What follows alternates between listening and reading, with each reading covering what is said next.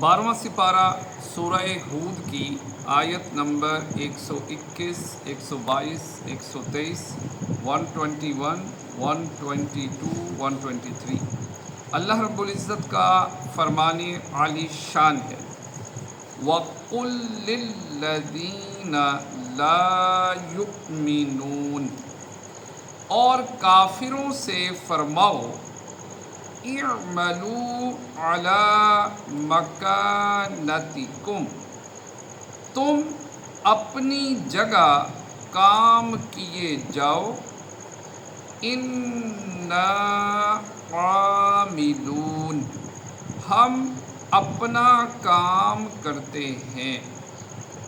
وانتظروا، اور راہ دیکھو، انا منتظرون، ہم بھی راہ دیکھتے ہیں۔ اس آیت میں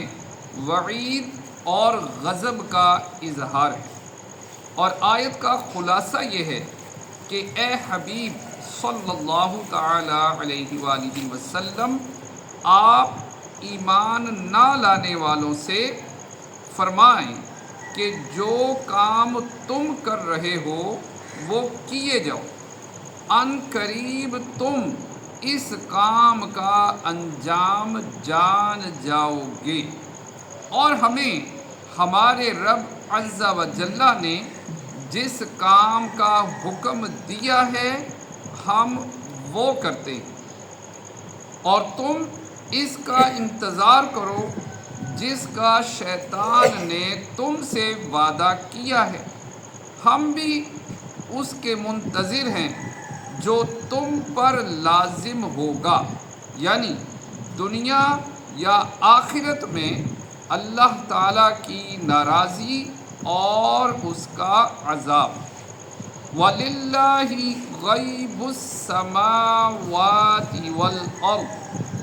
اور اللہ ہی کے لیے ہیں آسمانوں اور زمین کے غیب،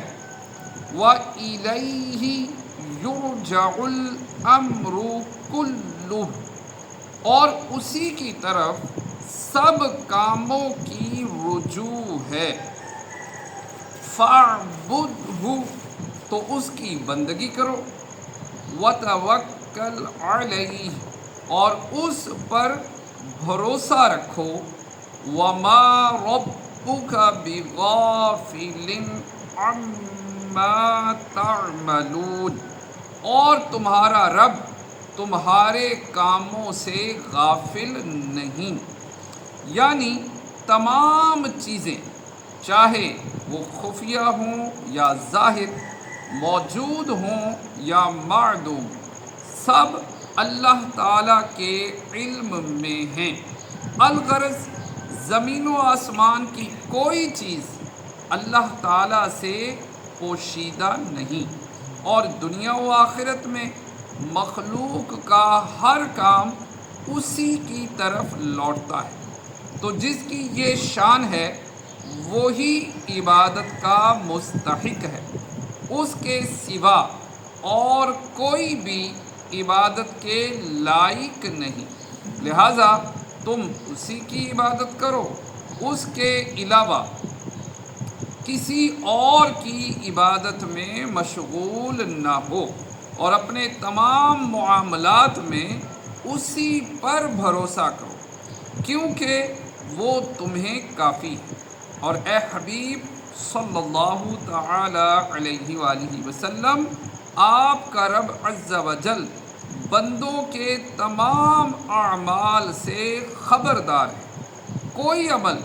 اس سے چھپا ہوا نہیں ہے، وہ نیک بندوں کو ان کی نیکیوں کا ثواب